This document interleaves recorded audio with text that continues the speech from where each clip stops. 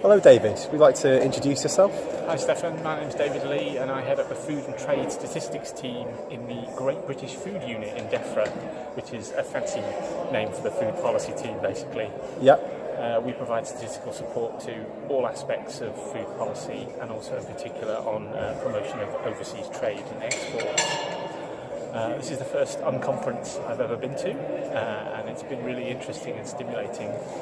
One of the things that I'm kind of particularly got to be in my bonnet about within the statistician group at least is the fact that it's really difficult to achieve a sort of coherent network of people and understand who we all are and in particular what skills we've got.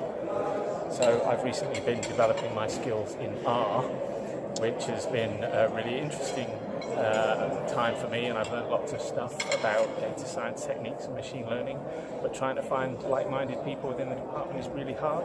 Yeah. So seeing so many people behind me from the Environment Agency and JNCC and various other places who are also interested in this stuff has been a really good experience. Excellent. So I mean, obviously Family Food Stats was one of the big open data releases earlier this year. Yeah. And that was a big boost for the Open Data program at the time. It was certainly an interesting challenge for us as a statistics team. I think we were certainly a first within the department and possibly within Whitehall in terms of producing an open data set based on household responses to a survey, in this case on what we spend on food and what we eat and our nutritional intakes.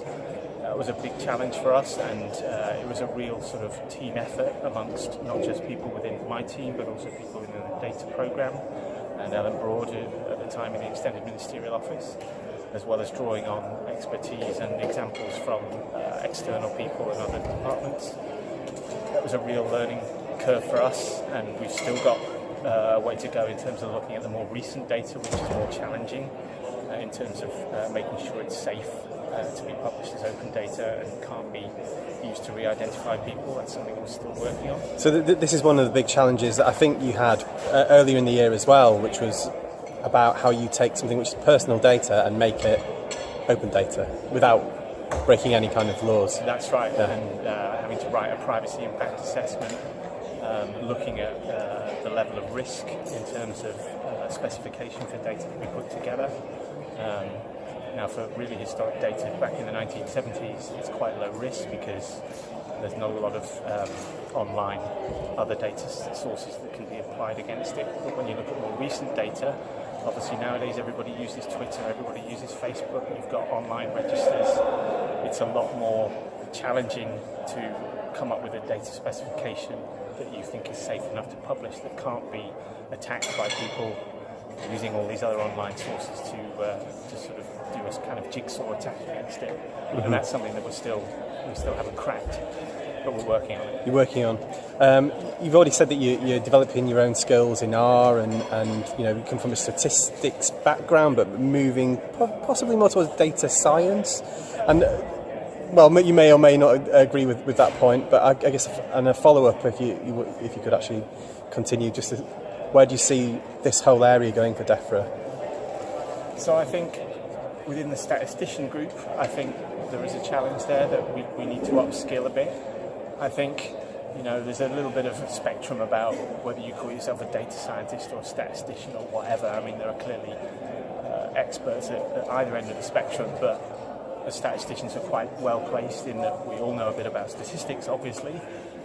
We're good with data sets. Some of us know a bit about coding, and so we've got a good base, but I think a skill set that we can build. And I think if we get access to some of these tools within the department, we can get better and produce better added value analysis. That's a technical challenge to sort of break through those barriers to gain access to the tools. But also, I think building a critical mass within the department, what I said before, about a coherent community of people with these skills and sharing our knowledge and sort of building our expertise together. Yeah, that's excellent. Well, thanks. I hope you enjoy the rest of today. And you managed to do this as well with Ken Roy just over there, so that's a bit of a challenge. I'm looking really good with my head of profession sat beside me. So thanks for that. Thanks, David. Cheers.